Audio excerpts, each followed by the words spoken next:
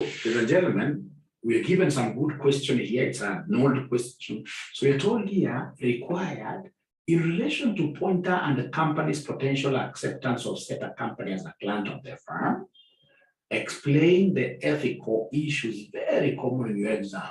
Explain the ethical issues and other matters which should be considered. Number two, explain the importance of obtaining customer due diligence, right? And recommend the information which should be obtained. 16 marks. Now this one here is very interesting because when students see figures in the exams, they really panic a lot. You may not even use these figures at all, right?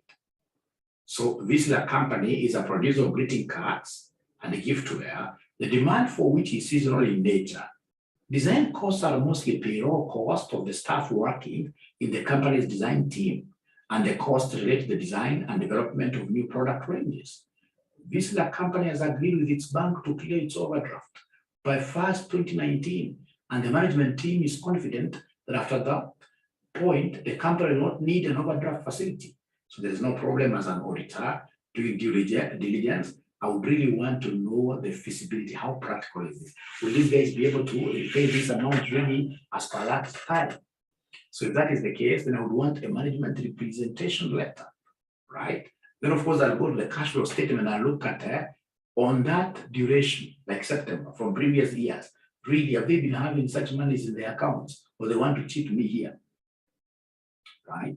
Then I'm told here, the other expenses are calculated based on 30% of projected revenue for the 6 months period. So there's no problem. This is an assumption that they have here. So I'll also check whether this 30%, is it reasonable? Is it a reasonable assumption, right?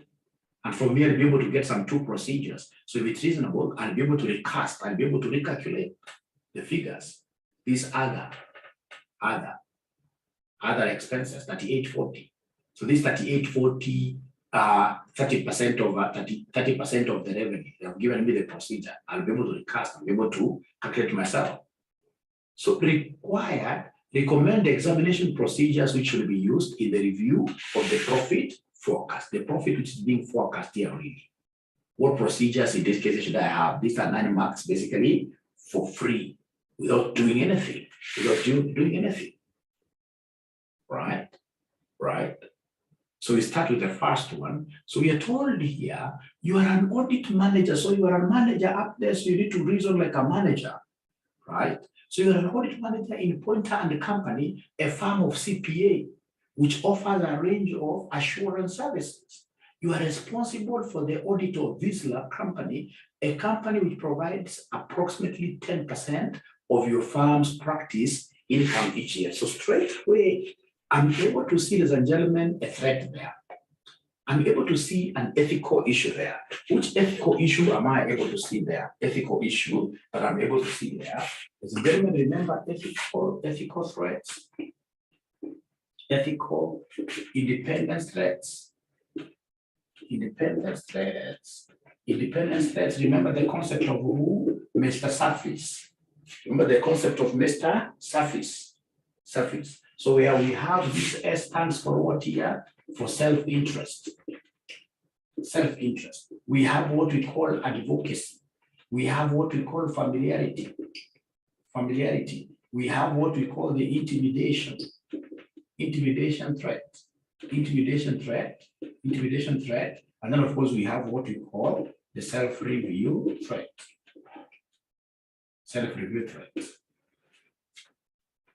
So they tell me that I've got a client, and this client, ladies and gentlemen, they are telling me something very important. They are telling me that from this one client, I'm drawing 10% of my audit income from a single client. 10% is significant. 10% I have to be very careful of this client. 10% is quite close to the maximum that I'm supposed to draw from one client. The maximum income percentage that I'm supposed to draw from one client is how much? Is what percentage? Can somebody in this case, in this room, be remembering that maximum percentage of income that I am allowed? I'm not allowed to go beyond from one client. Is there somebody who can remember that percentage? Anybody who is able to remember that percentage? Thank you very much, Howard. It's 15%. If you've got, in this case, for example, 5 clients, we have clients, your clients are here, clients are here. So A, for example, is giving you 5% of your total pie. B is giving you, for example, 10%. C is giving you, for example, 15%. And then we have others there. When you have a client who gives you like 15%, that is against auditing law. It's against. Why? Because you're over depending on one client for your sustainability. When you depend on one client this significantly for sustainability, then you have got every reason to smile when you see their incomes growing. When you see the company doing very well, you've got every reason to be very happy. So you have a financial interest in this company. So you're asking yourself every day, what if in this case here, I give a bad audit report, which may make these people collapse? If they collapse, what will happen? I collapse with them because of the significant amount I'm going to lose, which I normally receive. So here, I'm already at 10% from this client. It means that should I accept any job from this client, then at the end of the day, ladies and gentlemen, what will happen is that I will exceed the 15%. So already 10% is quite big, so I'm starting getting worried. I know that there is an interest threat there, a self-interest threat there, right? So that this is something very important because down there they asked me to raise ethical instances, right? So already I'm bordering on an ethical practice. 10% will easily become 15%. Immediately I take up a new engagement with this particular client.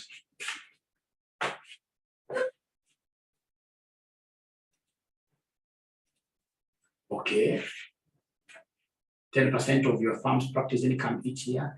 The finance director of Whistler company has recently contacted you to provide information about another company. That is what here, due diligence. Set a company which is looking to appoint a provider of assurance services.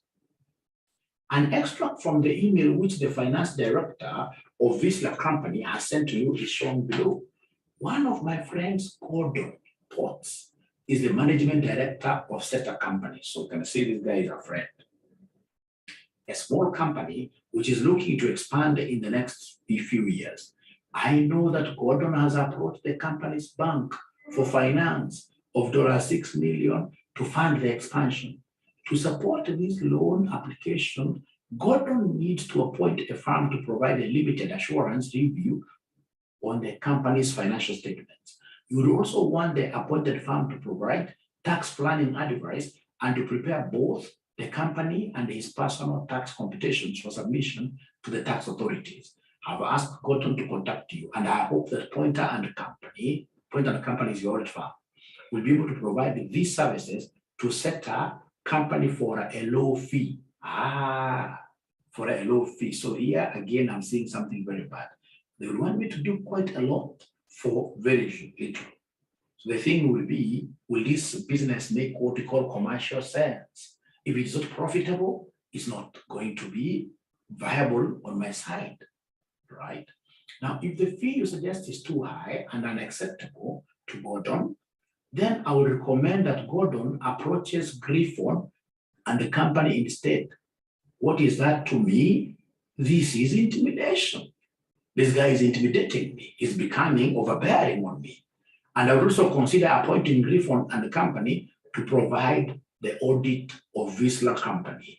Remember, currently you are the audit of Whistler company. I can see now my intimidation threat is getting worse and worse. My 10% revenue is going to disappear very soon. So Griffon and the company is a firm of CCA, which has an office in the same town as Pointer and the company. Now these guys are even messing up my day.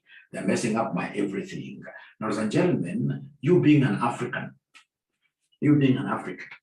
given the situation that you're being put in here, will you accept to provide these other services to this new company called Seta? Being an African, are you like an African?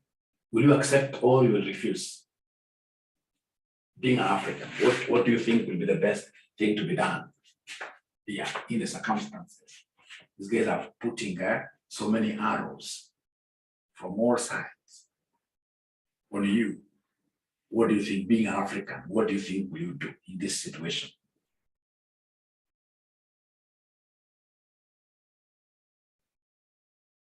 No, they don't want to come in the morning, so they probably get to talk to me.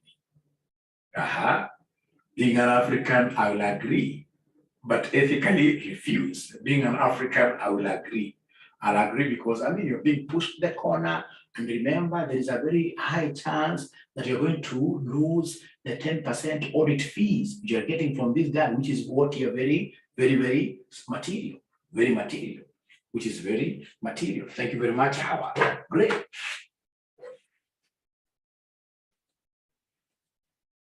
Now, ladies and gentlemen, we are told here, you have done some research on both Theta Company and the Gordon Ports, the director, right? And have confirmed that the company is small enough to be exempt from audit. Fair, fairly good. The company is owner managed, with the Ports family owning 90% of the share capital. Gordon Ports is a director and a majority shareholder of 3 other companies.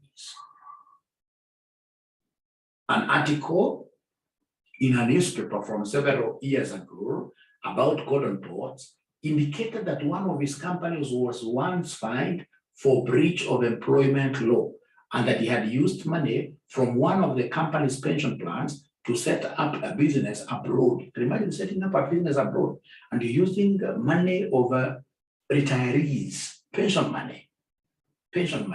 You're taking this money abroad. So chances are, when you hear this kind of an arrangement, here there could be a possibility of money laundering. Run away from this business. Run away. Appointing his son as the managing director of that business. So in relation to the pointer and the company's potential acceptance of Theta Company as a client of the firm, explain ethical issues and other matters which will be considered. So we've explained several as we were reading the question, so mine will basically go to the answer here. So ethical and other matters to be considered before accepting Theta Company as a client of the firm. So requirements and guidance relevant to accepting and continuing client relationships is contained in this international standard quality committee. There's a quality committee. You know, nowadays, like last semester, they asked students about things they could not see. There is this quality committee that gives recommendations about the quality standards, the quality processes, international standards, quality committee. 1, quality control for firms that performs audit and review of financial statements and other assurance and related service engagements. The fundamental requirements are that a firm must consider, are we competent to perform the engagement, and whether the firm has the capabilities, including time and resources, to do so. Whether the relevant ethical requirements can be complied with. And then number 3, the integrity of the client, and whether there is information which would lead to conclude that the client lacks integrity. So, ladies and gentlemen, from this quality control committee, you are required always to observe 3 things that if I were you, I will never forget. Number 1, am I competent enough as an auditor to engage in this particular exercise that this gentleman wants me to really look at? That's very important. Are there ethical standards, ethical requirements? In this case, you must be complied with. Yes. 10% fees, and you want me to take up another job, right? So I may easily exceed the 15%. And here you are intimidating me, right? So there are ethical issues involving this particular involving this particular assignment. And then lastly, the integrity of the client. Like this particular company, they would want me to do due diligence of the director, the owner, this guy who has 90%, potentially could be engaged in money laundering. And of course, he's not a person who is honest, because there is some time back, he took money belonging to retirees and went to invest in a different company being run by his own son. He even had a court case, right? So integrity, very, very important. So competence and resources. looking at each consideration in turn, there seems no reason why Pointer, the current auditor, why Pointer and the company would not have the competence to carry out the assignment, which is a limited assurance review of historical financial statements. Being a firm of CCA, for our case, a firm of CPA, and performing assurance services, such as the audit of Whistler Company, means that the firm has the relevant knowledge and the experience to perform a high quality limited assurance review.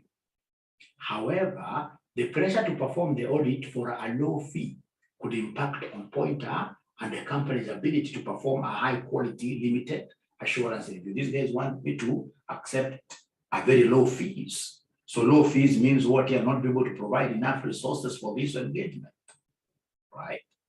So a high quality limited assurance review, if insufficient resources are made available, given the potential restriction of the fees which can be charged to provide the service. So this quality control committee, number one, also mentions that where the client is aggressively concerned with maintaining the firm's fees as low as possible, this can indicate a lack of integrity of the client. It's a dishonest people who would want, ladies and gentlemen, really to place you down there. Very honest people know the value of our accountants. They know that these auditors, when they come here, they're going to add value, and as such, we should be able to pay them according to the rates, according to the market rates. Something in this case that is what here? Reasonable. Something which is reasonable. Ethical issues. In terms of ethics, there are several matters to consider. First, it appears that Whistler Company is putting pressure on Pointer and the company to accept the engagement. So there's that pressure coming, right? Whistler Company is a relatively significant client of Pointer and Company, providing 10% of the firm's annual practice income. And there's an intimidation threat that the Whistler Company has threatened to move to another audit provider if Pointer and the company does not accept such a company as a client and perform the work for a low fee. This could also be perceived as a self-interest threat, in that Pointer and the company has a financial interest in maintaining a good relationship with the Whistler Company. A further ethical issue arises from the suggestion that Pointer and the company should provide tax planning, advice to set a company and prepare its tax submissions.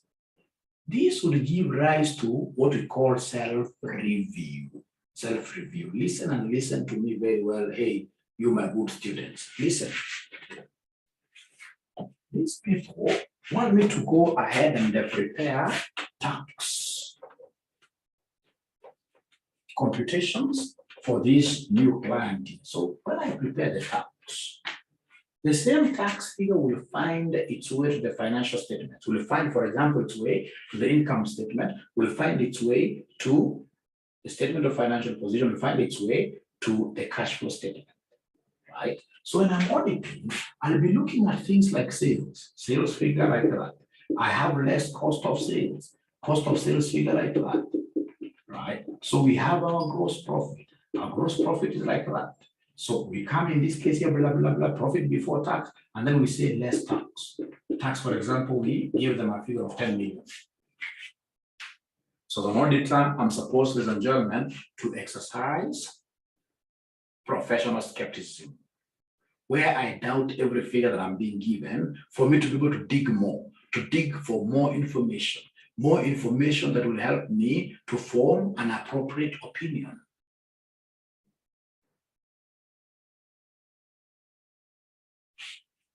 So professional skepticism will apply here.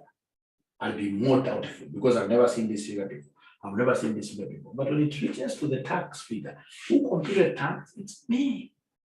So automatically there is a self-review. I'll get a chance of relooking at the figure that I computed myself. So chances are I will not even do any audit procedure on the matter because who doubts themselves? Nobody. All of us in this case, when it comes to us, whatever we do, we always tend to believe that we are perfect.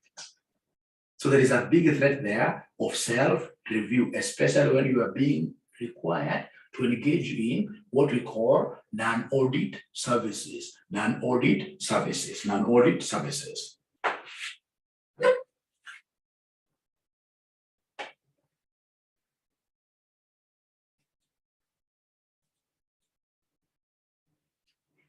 Right. So providing tax planning advice could also be seen as acting on behalf of management, further impairing the objectivity of the limited assurance providers on the financial statements. Ladies and gentlemen, when you're offering this tax planning, even tax computation itself, at the end of the day, you're putting yourself under these advocacy issues.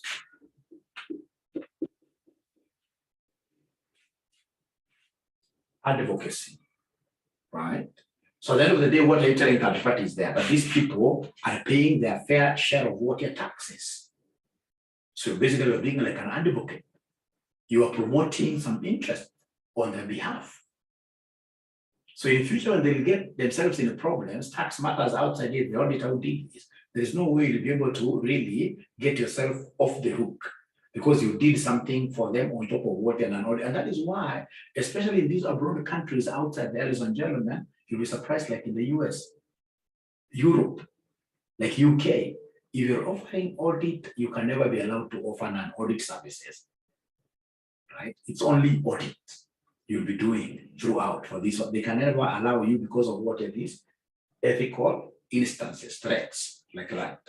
So you have a self-interest. In this case here, these people are being they're intimidating you. There's an advocacy threat. There is a self-review threat.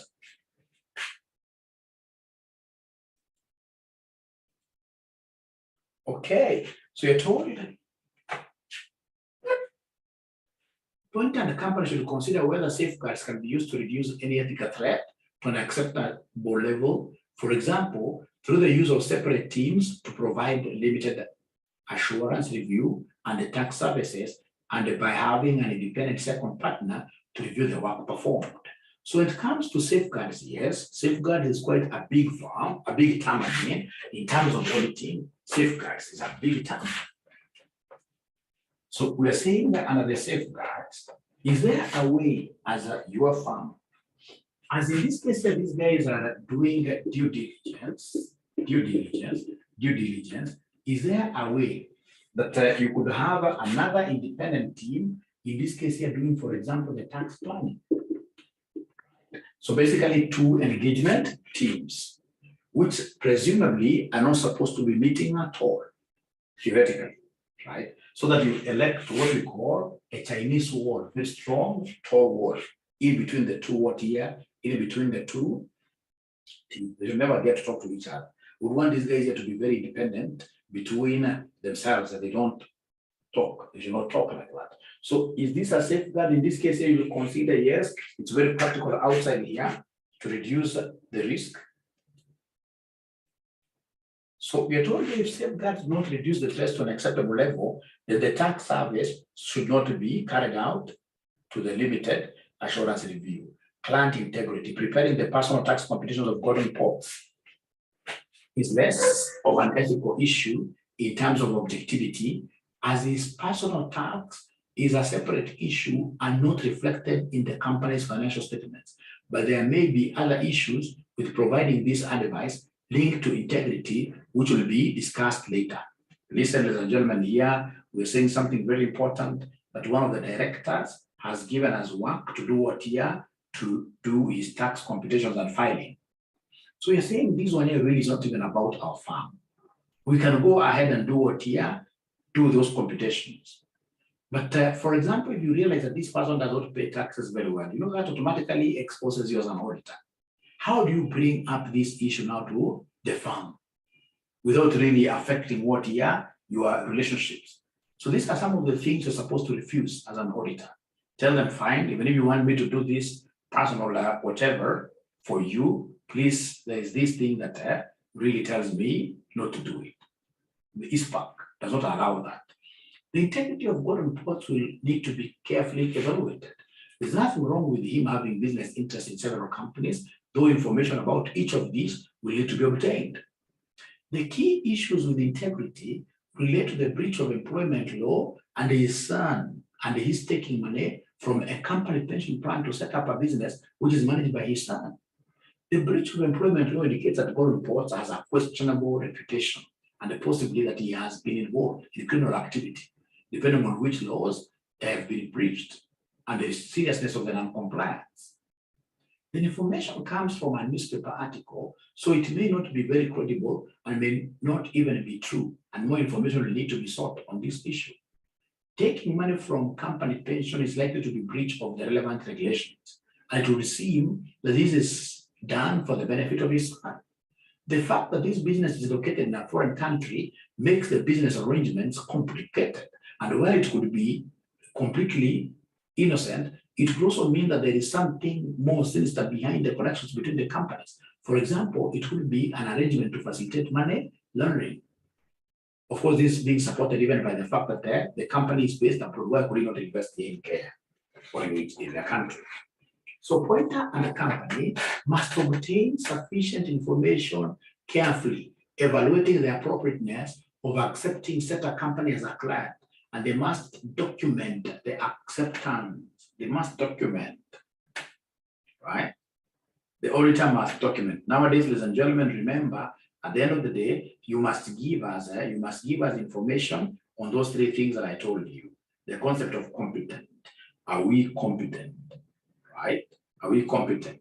Are we competent? Do we have enough resources? Right? The concept of what here? Integrity. It is, you must always remember to push that thing, the way we said, up there.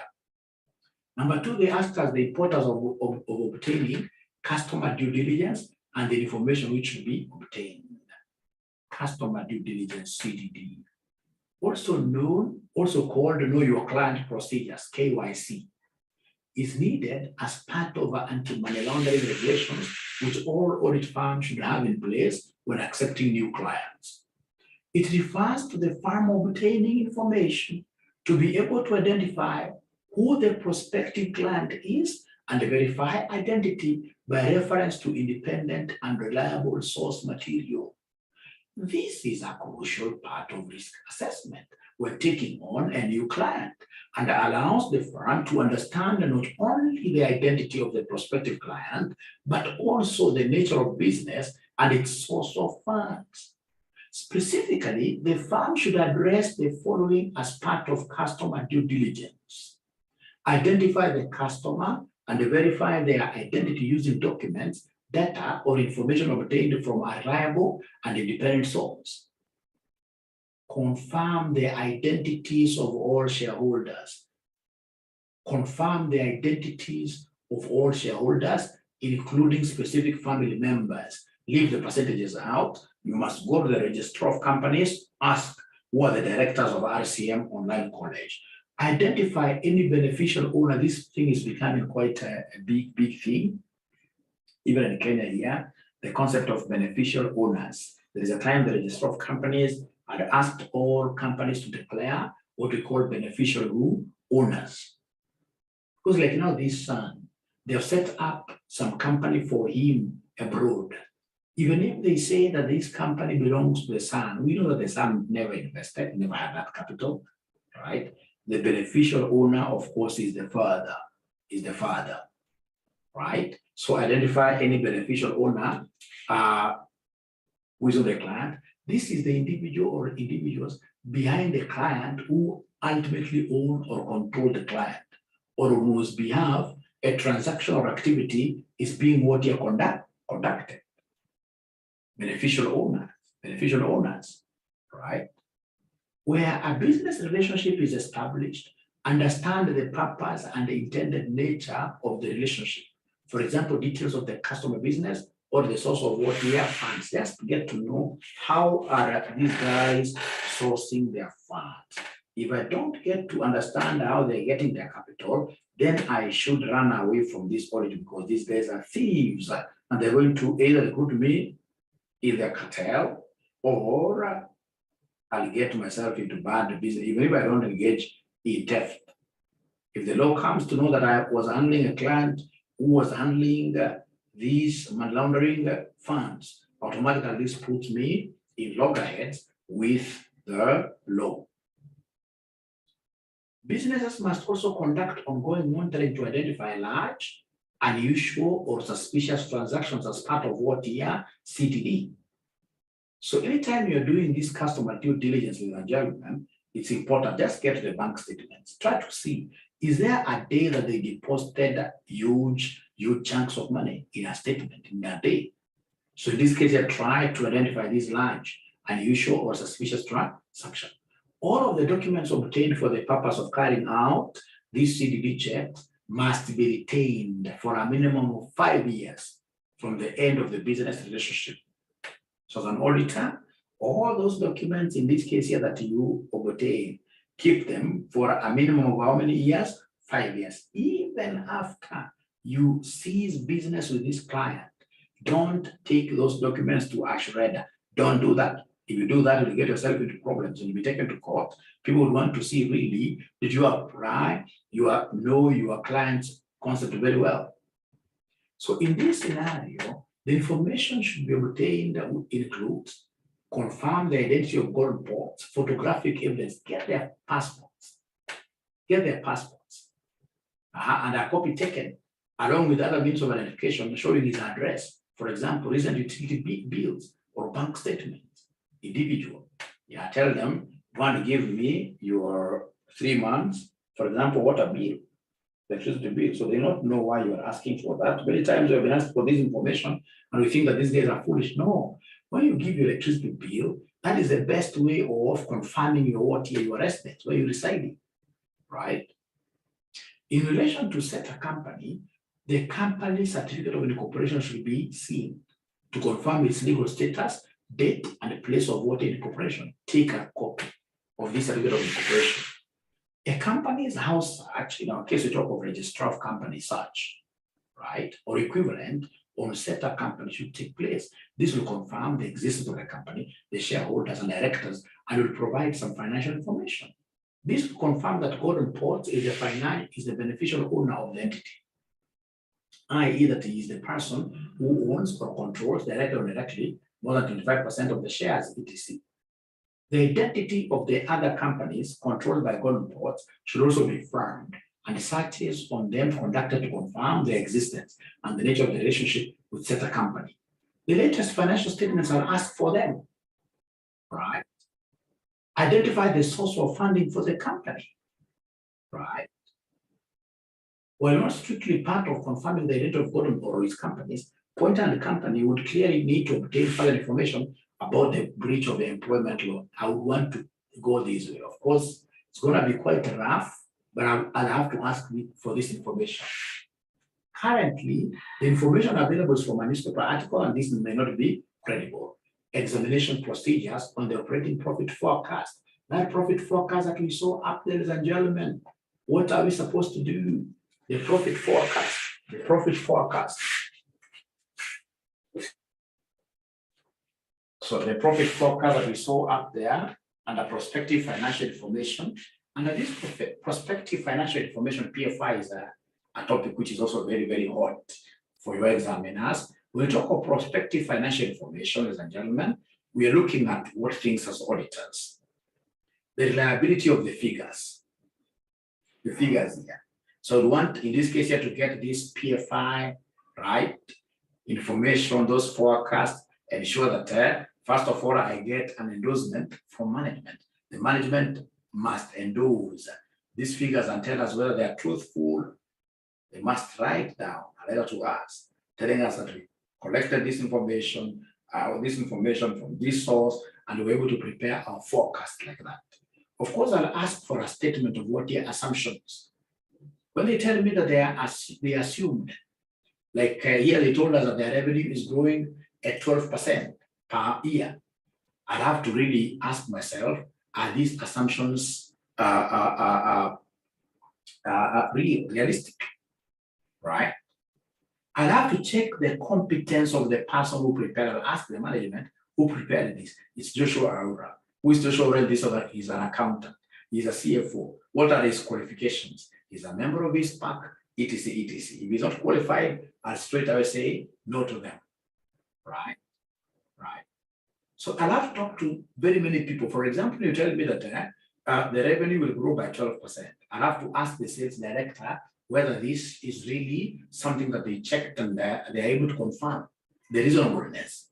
So I'll have, in this case here, to do an interview or just get an email from the sales director confirming that the 12% is manageable. So these are the key small things. You test the assumption, reasonableness, achievability. So we are told here, general procedures require as the identity of the preparer of the operating profit forecast and assess their competence. Obtain an understanding as to the procedures and controls which have been followed in the preparation of the forecast. For example, has the forecast been approved by a senior member of the company's accounting team? So that approval, they should not just bring me something that has been done by a junior accountant down there and they're placing it in my desk. I would want to see some signs, signatures, right? Confirm that the accounting policies are applied. If Vizsla's company's financial statements have been consistently applied in the preparation of the operating profit forecast, for example, that design costs are expensed rather than capitalized as a development what-year cost. So you're saying, ladies and gentlemen, that even if there are forecasts, if there are areas where IFRS needed to have been used, then we must use the IFRS accounting policies and ensure that they are what-year, they are consistent. Ensure that they are consistent. Ensure that they are consistent. Great. Confirm that the assumptions underpinning the forecast are in line with the knowledge of the business obtained from performing the company's audit. For example, the seasonality of the sales can be confirmed by looking at the audit evidence obtained in the audit of revenue. Recast. Recast means what here? Recalculate the forecasted figures to ensure that they are arithmetically correct. Specific procedures inquire whether a more detailed profit forecast is available or ask management to prepare one.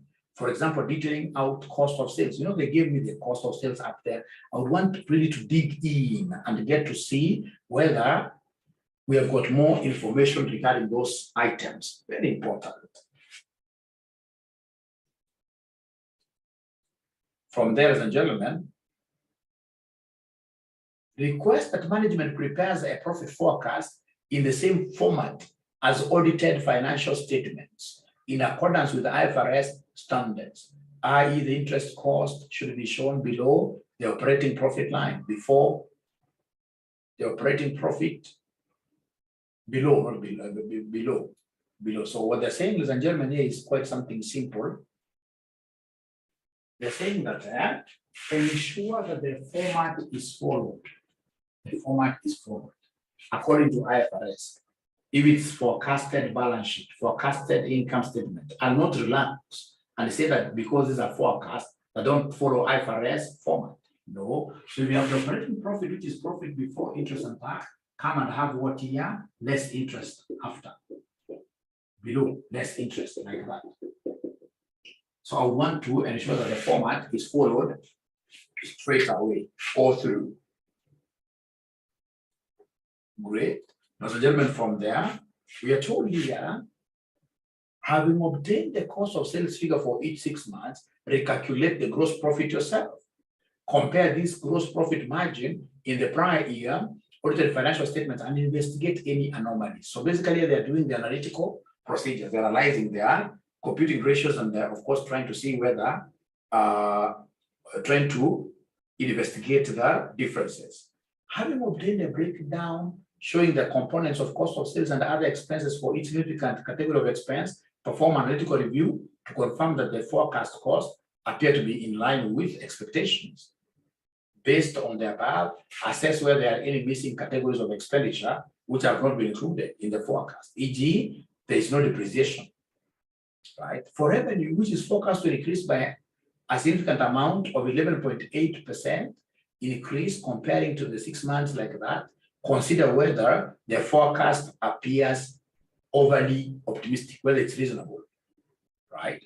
Compare the revenue in the year forecast to that in September 2019, the revenue from prior years, audited the financial statements. Again, in this case, you're trying to ascertain the trends. Review any marketing plans and discuss with an appropriate senior member of staff, for example, the sales director, to establish the rationale for forecasting a significant increase in revenue. For example, there may be plans to introduce new products. Consider this in light of the fact that design costs and marketing are not forecast to increase by, these are something that you can easily see. Confirm cost to appropriate supporting documentation. So ask for vouchers, right? Ask in these cases and gentlemen, especially the historical ones, whether we have this payroll. Trace them even to the bank statements, right? Because remember, forecasts are normally prepared from historical. You take the historical figures. So look for support documentation. Assess whether the overdraft is likely to be repaid in September. For example, by obtaining and reviewing the cash flow forecast prepared for the same period as operating profit forecast. Discuss whether with management, the rationale for using 30% of revenue as a basis for determining the amount of other expenses. So in addition, compare this to the results of audit procedures performed on expenses to gauge whether 30% appears to be a reasonable basis. Remember, these were among what here? The assumptions. These were among the assumptions that we had up there. Remember the 30%. So, ladies and gentlemen, whenever it comes to this prospective financial information, it's more to do with what you're not so sure. You don't know whether those things are going to be like that, the forecast given. So I'll have to do a lot of discussions with management, ask for a representation letter, have in this case here the competence of the person who prepared this ascertain. Have in this case here, for example, they are telling me that sales will be growing by 12%, almost 12%. I have to confirm this with the sales director. Let him give me a concrete evidence that the 12% is achievable, right? For any assumption they've given me, like the 30% assumption, I have to get it. Those figures are 30% of revenue, so I have to recast, I have to calculate, right? So it's very important. We keep on, in this case here, making inquiries, doing comparisons. This year sales vis-a-vis last year sales, are the trends really reasonable? Are they going to be achieved? So it's about, of course, as usual, not cramming. Don't cram. It's about you having general knowledge, which you can use to tackle your exam. Thank you very much. See you tomorrow. Bye-bye.